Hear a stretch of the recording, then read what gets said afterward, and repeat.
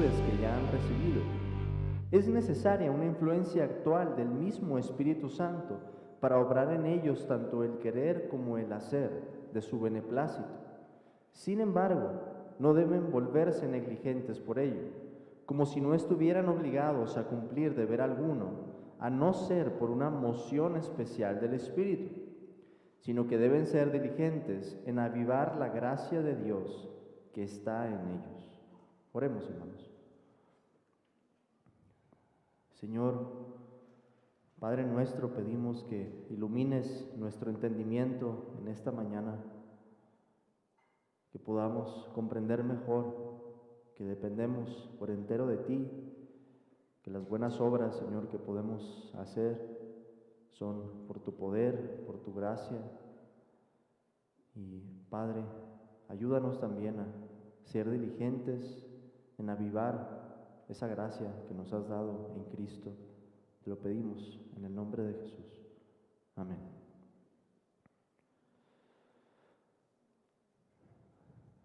Algunas veces, hermanos, para comprender mejor un tema, sirve pensar en cuáles serían las implicaciones si dijéramos algo contrario a la verdad que queremos explicar. De esta forma resalta de inmediato cuál es la importancia de lo que queremos decir. Piensen, por ejemplo, ¿qué pasaría si creyéramos que los cuerpos en la tierra no están sujetos a la ley de la gravedad? Si negáramos algo que ya sabemos y dijéramos, ¿qué pasaría si no hubiera gravedad? Tendríamos que echar por tierra un montón de fórmulas que utilizamos para hacer cálculos, como en la velocidad, como en las estructuras, en los edificios o en los aviones. Así, para propiciar este ejercicio, hay que pensar, ¿qué pasaría si el párrafo dijera, la capacidad que tienen los creyentes para hacer buenas obras es por entero de ellos mismos? Si el párrafo dijera eso, si alguien creyera eso, ¿cómo creen que vivirían? Se me ocurren dos resultados probables. En aquellos que entienden en alguna medida su propio pecado, esto produciría una desesperación. Dirían, si todo depende por entero de mí, no hay esperanza. Mis fuerzas son muy pobres, mi entendimiento y mi voluntad son corruptas, etc. ¿Qué pasaría en aquellos que no pueden ver ni siquiera una medida de su pecado? Si creyeran, ¿verdad?, que las buenas obras dependen de ellos, esto produciría orgullo. Dirían, miren mis obras, mi esfuerzo, todo depende de mí y lo he demostrado con mi éxito en la obediencia. Ahora, eso no es lo que dice el párrafo, pero vamos más adelante, hermanos. ¿Qué pasaría si el párrafo dijera, es necesaria una influencia actual del mismo Espíritu Santo para obrar en ellos, tanto el querer como el hacer, de su beneplácito? Por lo tanto, los creyentes deben volverse negligentes por ello. ¿Qué pasaría si el párrafo dijera eso y alguien creyera de esta manera? Por supuesto, se quedaría sin hacer nada. Diría que la santificación consiste en estar sentado, en estar quieto. Y sorprendentemente, hermanos, algunos han enseñado algo similar en la historia de la iglesia. Esto ha llegado a ser conocido como el quietismo, una idea en la que había que rendir la voluntad de Dios de tal manera en la que uno se convierte totalmente pasivo en su santificación. Y por supuesto eso produce al final negligencia, una doctrina en la que se anula la voluntad y el esfuerzo humano para abrir paso a una religiosidad que es por entero pasiva. Con estos ejemplos, espero que podamos apreciar un poco mejor la importancia que tiene el párrafo en cuestión. Si hablamos de las buenas obras y confesamos algo contrario a lo que está aquí, vamos a caer inevitablemente en algún extremo, en algún desequilibrio. en algún error.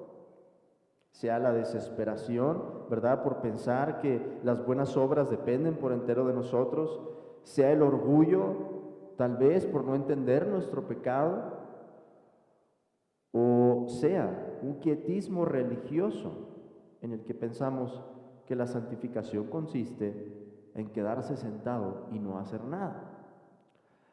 Pero la confesión nos presenta un balance prudente para demostrarnos dos cosas, en resumen: nuestra completa dependencia del Espíritu de Cristo, por un lado, y por el otro lado, la plena responsabilidad que tenemos en avivar la gracia de Dios. Ahora, antes de pasar el párrafo, quiero que observen el desarrollo lógico con el que la confesión nos ha presentado estas verdades acerca de las buenas obras. ¿Qué es lo que veíamos, hermanos, en el párrafo número 1? La identificación de las buenas obras. ¿Cuáles son las buenas obras? La confesión nos decía, las que Dios ha ordenado en su santa palabra. Y solo esas, no las que se nos ocurran a nosotros, ¿verdad?, sino las que están en la palabra. En segundo lugar, vimos cuál es la importancia o el lugar que tienen estas buenas obras en la vida del cristiano. El párrafo número 2 nos lo decía. Son fruto, son evidencia de esa salvación, y encontramos allí también varias funciones que cumplen esas obras. Manifiestan la gratitud, fortalecen la seguridad, edifican a los hermanos, etc. Ahora, en tercer lugar, con el tercer párrafo, vamos a considerar ahora cuál es la fuente de las buenas obras. ¿De dónde es que provienen las buenas obras? Vimos cuáles son las buenas obras, para qué sirven las buenas obras, y ahora vamos a pensar de dónde provienen las buenas obras, de dónde proviene la capacidad para hacerlas. Así que podemos dividir el párrafo en tres partes. En primer lugar, vamos a hablar de la fuente de la capacidad para realizar buenas obras. En segundo lugar, vamos a hablar de lo que la confesión llama la necesidad de una influencia actual del Espíritu Santo. Y por último, vamos a ver una aclaración que hace el párrafo acerca de la diligencia. En primer lugar, veamos entonces la fuente de la capacidad para realizar buenas obras. La confesión nos dice: la capacidad que tienen los creyentes para hacer buenas obras no es de ellos mismos en absoluto, sino que procede completamente del Espíritu de Cristo. Vean esos adverbios, hermanos. La capacidad no es de ellos mismos en absoluto. La capacidad no es nuestra. Nuestra capacidad, si pensáramos, ¿verdad?, en términos aparte de Dios, es nula, es cero. Y la confesión nos dice, sino que procede completamente del Espíritu Santo, o del Espíritu de Cristo, llamado aquí más bien. Ahora, el texto que cita la confesión aquí es Juan capítulo 15, Evangelio según Juan, capítulo 15.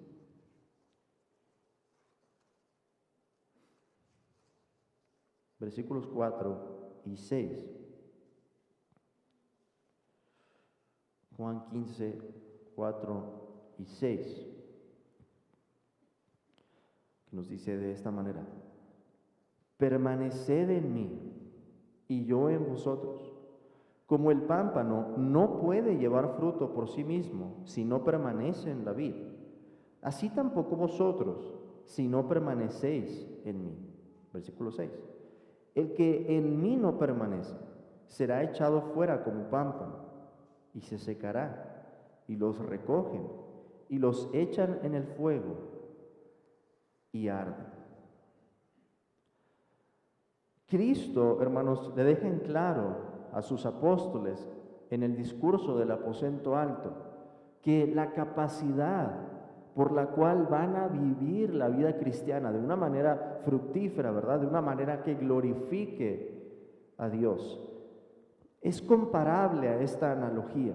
Cristo es la vid verdadera y nosotros somos los pámpanos. o los vástagos que crecen en esa vid? ¿Cuál es la manera que tenemos para dar fruto? La imagen que Cristo nos da es esa imagen orgánica. La única manera en que podemos crecer es dependiendo de la vid, que es Cristo, permaneciendo en Él. Ahora, noten esto. Es muy interesante que la confesión no dice que nuestra capacidad depende por completo de Cristo. La confesión dice del Espíritu de Cristo. Y es muy interesante que nos lleve a ver este pasaje. Por lo siguiente, hermanos. Esto es difícil de explicar, déjenme pensar. Cristo es la vid. Hemos sido unidos a Él por medio de la fe. Y el Espíritu Santo, el Espíritu que procede de Cristo, el mismo Espíritu que Cristo derrama sobre su iglesia, solamente puede venir por medio de esa unión. Así que, ¿cuál es la imagen? Si Cristo es la vid, el Padre es el labrador, la idea que está detrás es, el Espíritu de Cristo sería como esa savia, la savia que alimenta al creyente, la savia de la que dependemos. Entonces, aunque sí dependemos completamente de Cristo, la confesión pone atención a la obra del Espíritu Santo, porque la confesión nos ha dicho ya el papel que tiene el Espíritu Santo en la santificación, en esa unión que tenemos con Cristo. La fuerza vital, hermanos, de nuestra vida, de la que dependemos por entero, es la fuerza que el mismo Espíritu nos da.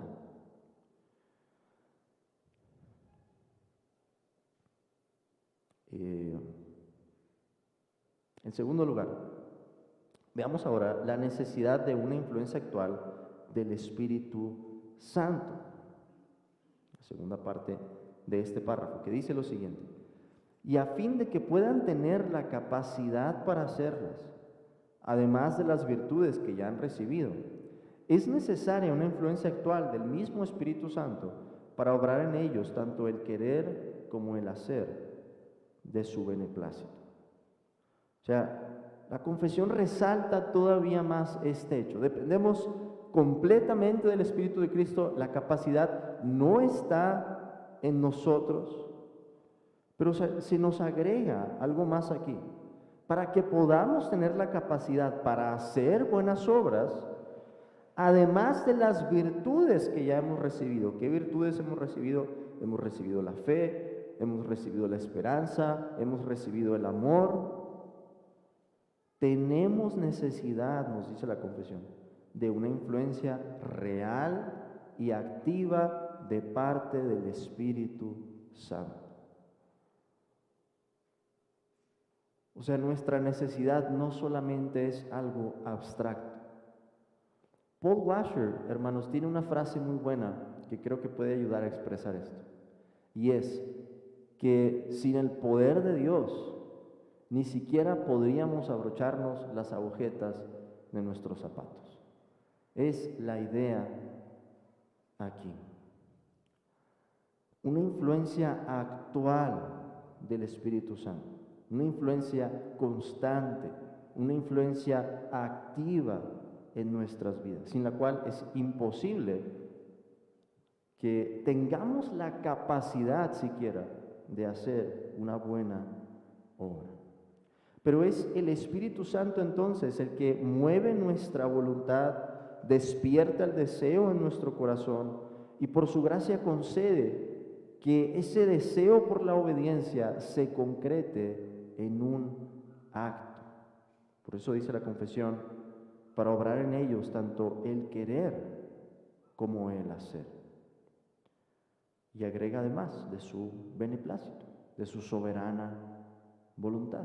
Dios es soberano también en conceder esa capacidad para las buenas obras. Ahora, vean por favor los textos, hermanos, a los que nos lleva la confesión aquí. En primer lugar, 2 Corintios, capítulo 3, versículo 5. 2 Corintios, capítulo 3, versículo 5. Pablo dice: no que seamos competentes por nosotros mismos para pensar algo como de nosotros mismos, sino que nuestra competencia proviene de Dios. ¿Y cuál es el contexto, hermanos? Muy probablemente el apóstol Pablo está recibiendo ataques por parte de algunas personas en la iglesia, y Pablo se pregunta: ¿acaso tenemos necesidad de recomendarnos a nosotros mismos? Y Pablo les dice: nuestras cartas de recomendación son ustedes, por la obra que ha tenido lugar en sus corazones. Ustedes han sido transformados.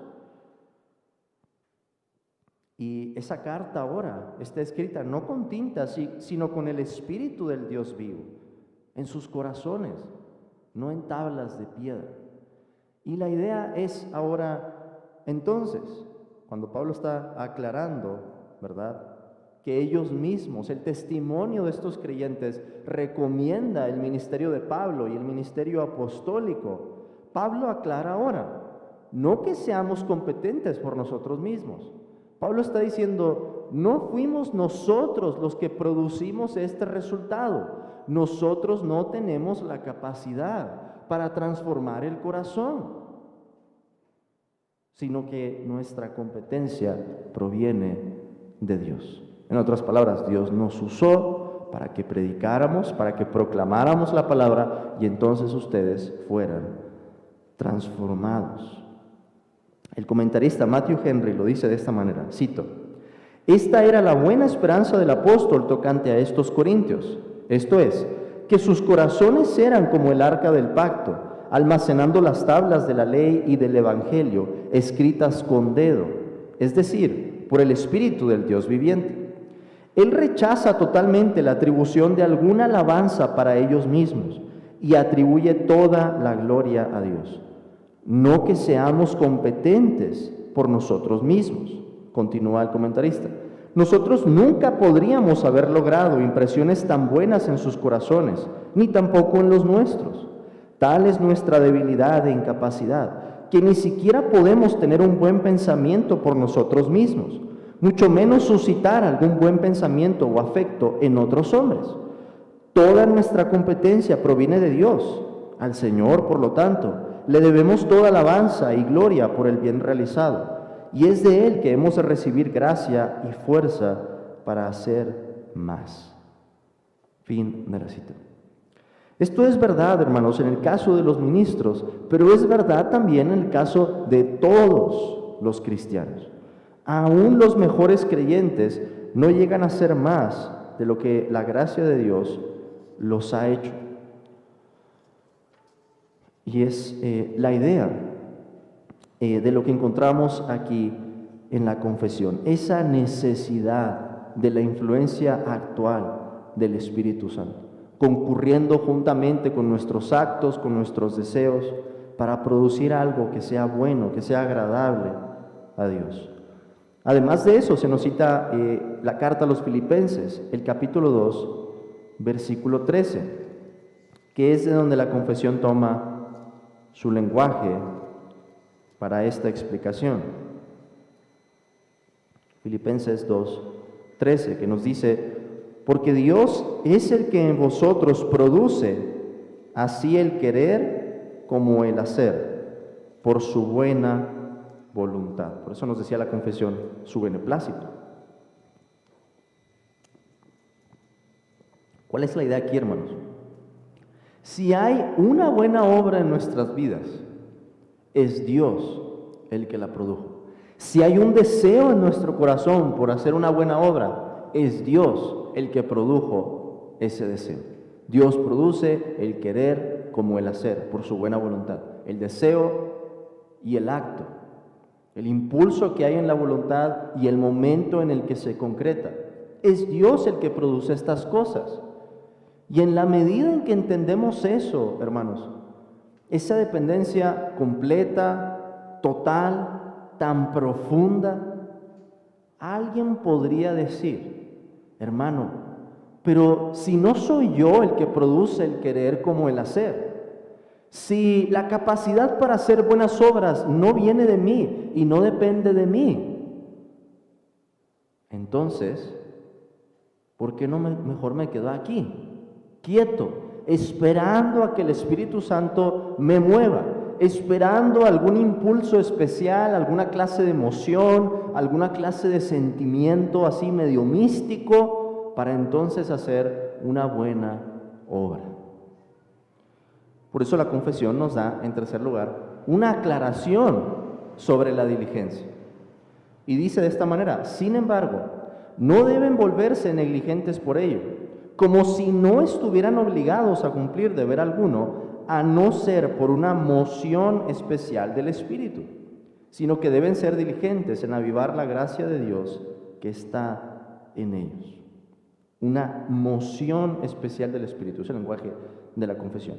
Esta es, hermanos, muchas veces nuestra excusa para un deber. Y se expresa de esta manera: es que no tengo ganas. No tengo ganas, ¿verdad?, de leer la Biblia. No tengo ganas de orar. No tengo ganas de ir a la iglesia. No tengo ganas de reunirme con los hermanos. No tengo ganas de participar en alguno de los ministerios. No tengo ganas, no siento el deseo. Voy a esperar a que Dios ponga el deseo en mi corazón, porque yo sé que Dios es el que produce el querer como el hacer, por su buena voluntad. Y si Él no quiere, no voy a tener el deseo, ¿verdad? Lo que pasa, hermanos, lo que puede ocurrir con una doctrina de la soberanía de Dios, es que la manera en que distorsionamos, ¿verdad?, y utilizamos nuestras excusas se vuelve ahora más sofisticada. Y tenemos más explicaciones, tenemos más excusas para dar. Por eso es tan importante que la confesión nos aclare este punto. El hecho de que dependemos completamente del Espíritu de Cristo, que es el Espíritu Santo que produce el querer como el hacer en nuestro corazón, no nos lleva a ser negligentes. Al contrario, nos debería llevar a avivar la gracia de Dios, a la diligencia. Y el versículo que se nos cita allí es Filipenses 2:12, ese es el primero, justo estábamos en el versículo 13. Encontramos allí, hermanos, un resumen de esa tensión y del balance correcto. Por tanto, amados míos, como siempre habéis obedecido, no como en mi presencia solamente, sino mucho más ahora en mi ausencia, ocupaos en vuestra salvación con temor y temblor. Ahí está el imperativo: ocúpense en su salvación con temor y temblor. ¿Cuál es el fundamento, hermanos, de ese imperativo? ¿Cuál es la realidad, verdad, que nos da esperanza y por la que decimos es posible ocuparnos en nuestra salvación con temor y temblor? Porque Dios es el que en vosotros produce así el querer como el hacer por su buena voluntad. Vean la lógica del apóstol Pablo. Él nos está diciendo que la diligencia debe venir precisamente de la convicción de que es Dios el que produce esto. Y no al revés, no en lugar de que nos lleve a la negligencia. Produce el efecto contrario. Si no lo está produciendo, lo estamos entendiendo mal y nos estamos excusando. Pero en la medida en que entendamos eso, hermanos, que suena paradójico, en la medida en que entendemos nuestra dependencia del Espíritu de Cristo, lo que ocurre en nuestros corazones es que se produce una mayor diligencia, un mayor esfuerzo, sudor, sangre, lágrimas. Es el tipo de efecto que tiene esta doctrina en alguien que está comprendiendo bien cómo esto funciona. Además, encontramos otros dos textos. Vayan por favor a la carta a los Hebreos, capítulo 6, versículo 11. Hebreos 6, 11.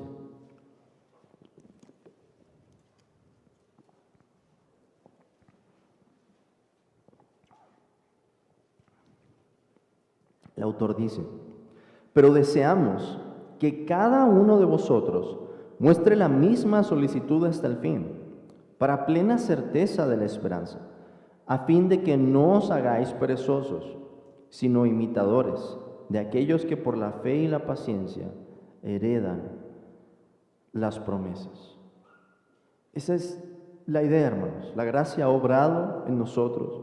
Podemos alcanzar una plena certeza de la esperanza, pero eso requiere un esfuerzo de nuestra parte. ¿Es Dios el que lo produce? Sí, pero requiere diligencia de nuestra parte. Allí es donde entra nuestra responsabilidad.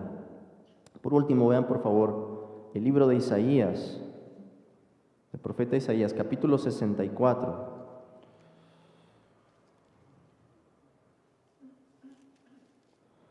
Isaías 64, 7.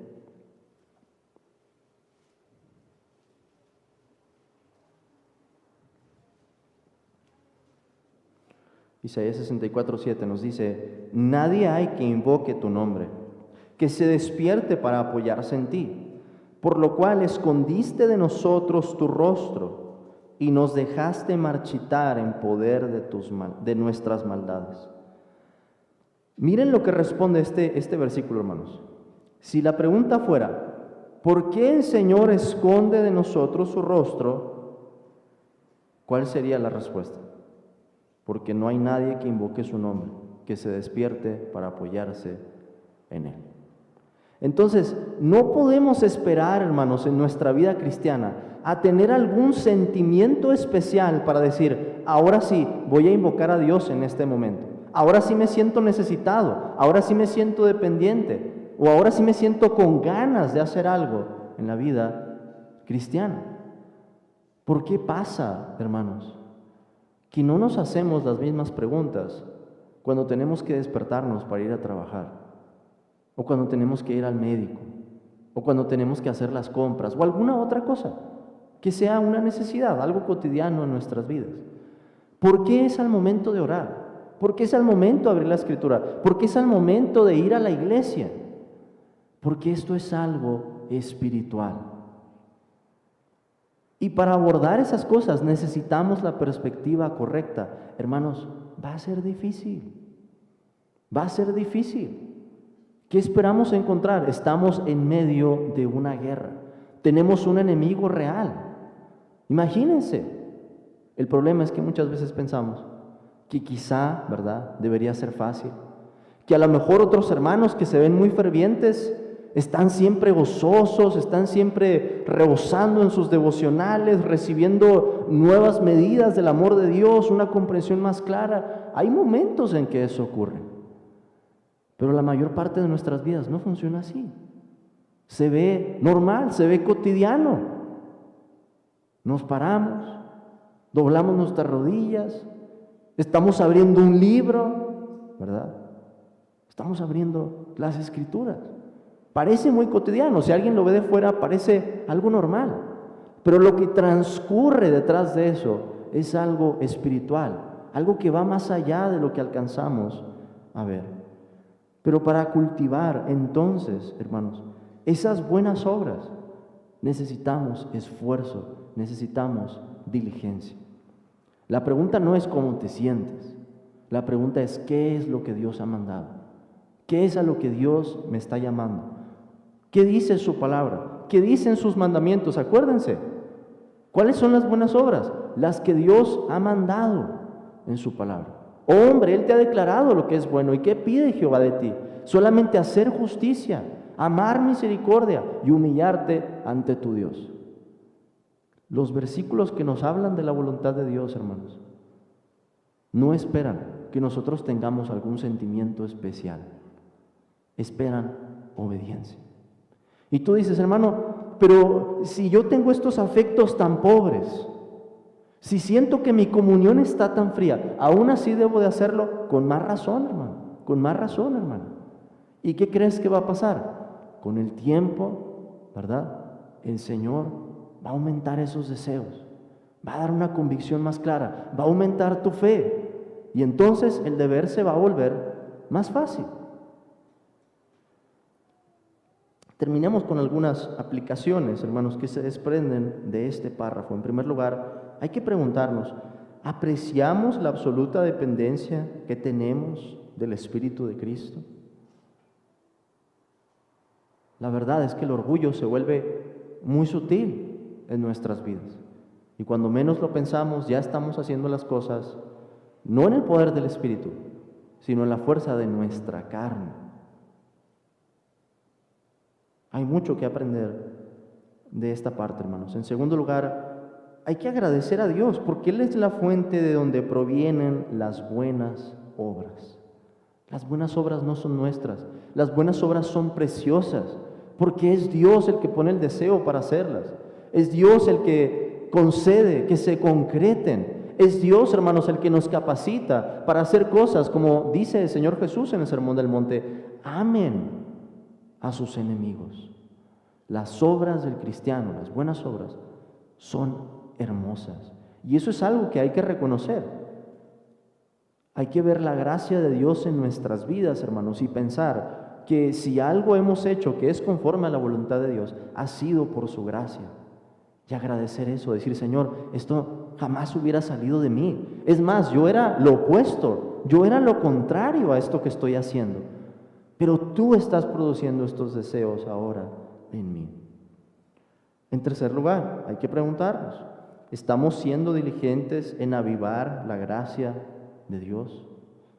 Dios nos ha dado medios. Otro capítulo de la confesión nos va a hablar de eso. Dios nos ha dado medios para avivar esa gracia, para alimentar nuestra fe, para usar la palabra, para usar la oración, para aprovechar las reuniones que tenemos los domingos, para que esta gracia pueda ser avivada, para que ese fuego, hermanos, que nos ha sido dado, se mantenga.